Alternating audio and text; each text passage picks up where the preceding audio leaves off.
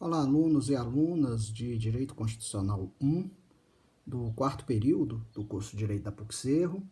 Hoje nós vamos finalizar o nosso conteúdo do semestre, trabalhando os artigos 87 a 91 da Constituição, que tratam dos ministros de Estado, do Conselho de República e do Conselho de Defesa Nacional.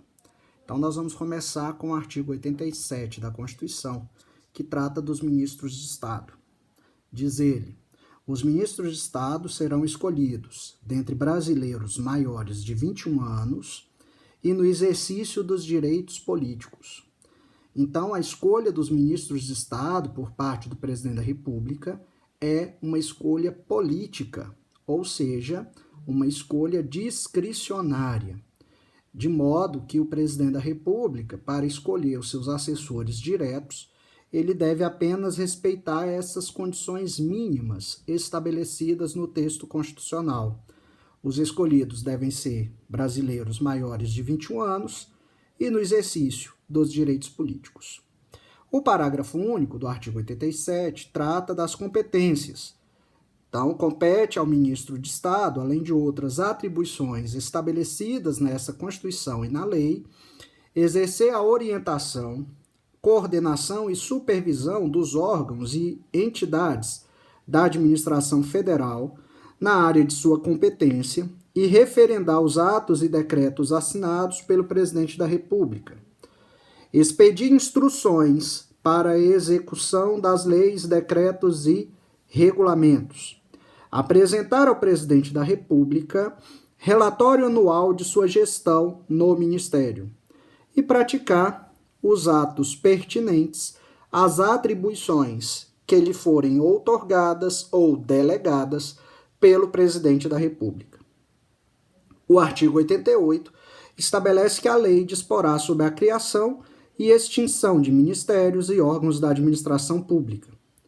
A partir do artigo 89, nós vamos ter a regulamentação, o estabelecimento de dois órgãos de assessoramento do presidente da República: o Conselho da República e o Conselho de Defesa Nacional.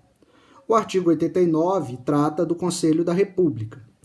O Conselho da República é órgão superior de consulta do presidente da República e dele participam o vice-presidente da República, o presidente da Câmara dos Deputados, o presidente do Senado Federal, os líderes da maioria e da minoria na Câmara dos Deputados, os líderes da maioria e da minoria no Senado Federal, o ministro da Justiça e 6 cidadãos brasileiros, natos, com mais de 35 anos de idade, sendo 2 nomeados pelo presidente da República, 2 eleitos pelo Senado Federal e 2 eleitos pela Câmara dos Deputados, todos com mandato de 3 anos, vedada a recondução. O artigo 90 trata das competências do Conselho da República. Então, compete ao Conselho da República pronunciar-se sobre intervenção federal, estado de defesa e estado de sítio, questões relevantes para a estabilidade das instituições democráticas. Parágrafo 1º.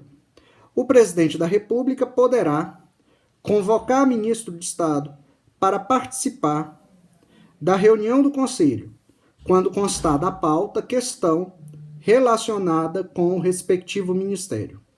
Parágrafo 2º.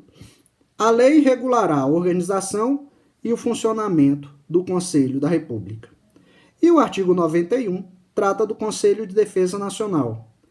O Conselho de Defesa Nacional, diz o artigo 91, é órgão de consulta do presidente da República nos assuntos relacionados com a soberania nacional e a defesa do Estado Democrático, e dele participam como membros natos o vice-presidente da República, o presidente da Câmara dos Deputados, o presidente do Senado Federal, o ministro da Justiça, o ministro de Estado da Defesa, o ministro das Relações Exteriores, o ministro do Planejamento, os comandantes da Marinha, do Exército e da Aeronáutica.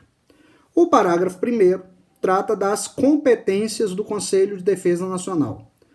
Compete ao Conselho de Defesa Nacional opinar nas hipóteses de declaração de guerra, celebração da paz, nos termos dessa Constituição, opinar sobre a decretação do estado de defesa, do estado de sítio e da intervenção federal, propor os critérios e condições de utilização de áreas indispensáveis à segurança do território nacional e opinar sobre seu efetivo uso, especialmente na faixa de fronteira e nas relacionadas com a preservação e a exploração dos recursos naturais de qualquer tipo. Estudar, propor e acompanhar o desenvolvimento de iniciativas necessárias a garantir a independência nacional e a defesa do Estado democrático. E o parágrafo 2º estabelece que a lei regulará a organização e o funcionamento do Conselho de Defesa Nacional. Então é isso, pessoal. Com isso, nós terminamos a matéria do nosso semestre e aí nos vemos no próximo semestre com Direito Constitucional 2. Até lá!